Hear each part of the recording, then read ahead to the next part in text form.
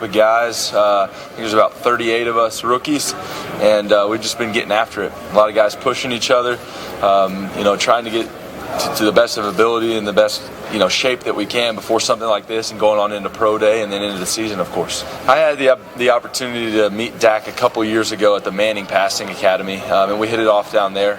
He's a great friend of mine. I would call him a friend now, and he's been down at Tom Shaw Performance where he trained last year, and has been working with us for a couple weeks, and it's great to pick his brain. He's somebody that just went through the fire, just went through this whole process, and obviously was very successful through all of it. So to get any piece of information you can from him is big time. He said, be yourself, especially coming into the combine. It's a high-stress environment, early mornings, late evenings, put in a pressure type situation. He said, just be yourself, have fun, enjoy it, and everything else will take care of itself. The meetings and everything are, I would say, the most important part. You get face-to-face with coaches and get to spit out a little knowledge, and also get to know them on a personal basis.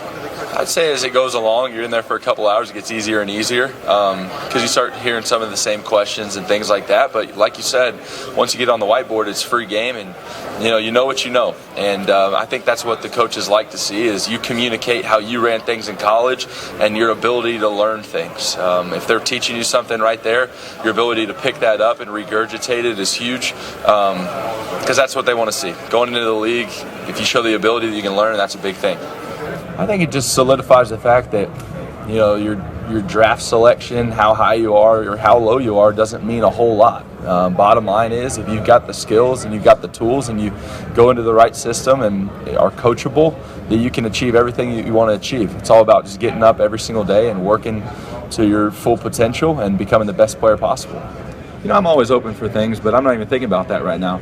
Like you said, I'm going to go play quarterback. I believe I'm a quarterback, and I believe I'm a quarterback that can play in this league. And so that thought really hasn't even crossed my mind.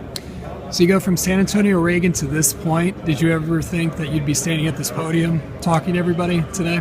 I dreamed about it, and so when you write your dreams down, you always think, one day it's going to happen. And this is great for me. It's surreal.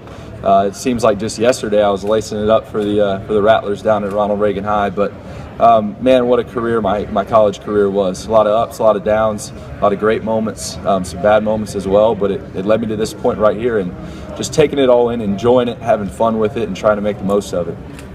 I think they've done a really good job with recruiting and making the transition over to a new conference. It's not easy to go into a conference like that and be successful right away, but he had a great season his first year with Johnny and that whole deal, and then has won 8 games the last couple of years, like you said. And, this year we started off 6-0, moved to 7-1. We're number 4 in the first playoff ranking, and then didn't finish the season like we wanted to. I think it's just about paying attention to the details and continuing to push through when you kind of hit that plateau of the back end of the season. Yeah, shoulders 100%. Got cleared the day before that game and was able to play, and there wasn't no way I was missing that. As a competitor, you want to be in there with your guys, especially on your senior night. But by the time the bowl game came around, I was 100%. Trevor, fun question. Anything ever happen with that tweet you gave to Katy Perry?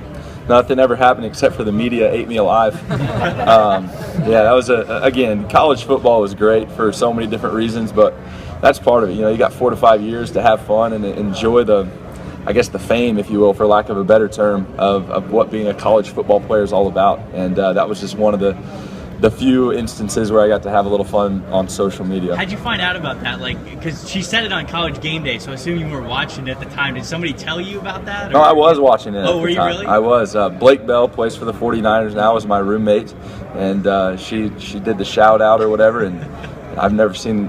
He's 6'6", 265, and he's jumping on the bed going crazy, and I realized then when my phone started to buzz uncontrollably that I needed to turn it off and get ready for the game. But again, it's one of those things. It's a lot of fun. I wish we would have won that game because he could have played it up a little bit more, but fun nonetheless.